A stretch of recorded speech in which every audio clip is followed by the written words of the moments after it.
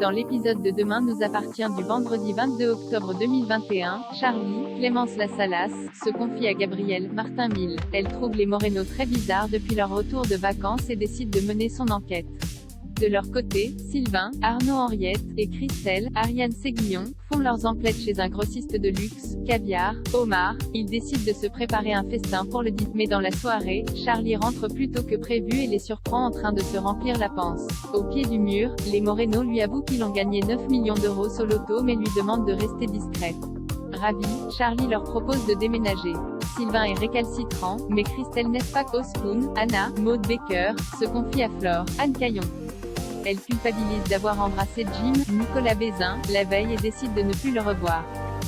Lorsqu'elle reçoit un appel de lui, elle lui fait part de sa décision, bien déterminée à sauver son histoire avec Karim, Samy Garbi.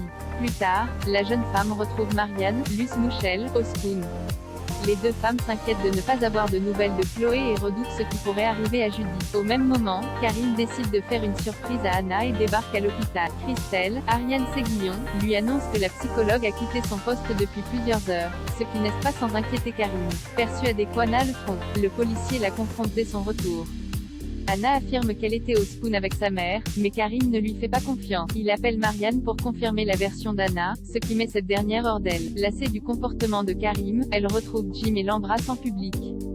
Par crainte d'être vue, elle décide de prendre une chambre d'hôtel avec lui. Mais caché dans sa voiture, Karim assiste à la scène. Roxane et Judith secourues, Chloé et Alex tombent dans les bras l'une de l'autre abandonnée par Joss, Jean-Louis Tribe, Roxane, Raphaël Volkoff, et Judith. Alice Varela essaye de creuser le mur pour se libérer de leur chaîne. Judith, en crise d'hypoglycémie, se sent de plus en plus faible et panique. Roxane tente de la rassurer, mais la cuillère avec laquelle elle creusait lui casse dans les mains. En comprenant qu'elle et Judith vont peut-être mourir, la jeune policière se met à pleurer. De son côté, Judith ne tient plus. Complètement déshydratée et en manque de sucre, l'adolescente s'évanouit. Dans le même temps, Victoire, Solène Hébert, apporte ses dessins au commissariat.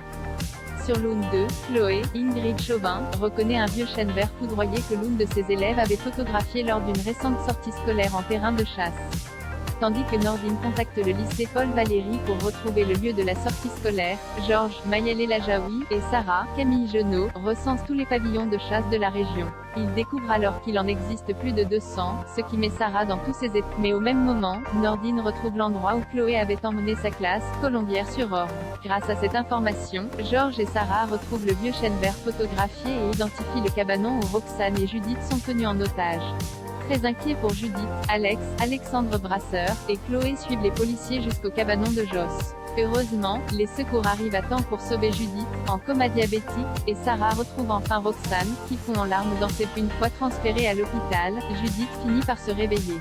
Elle remercie Roxane pour son soutien lors de leur captivité et se rendort sous la surveillance de ses parents.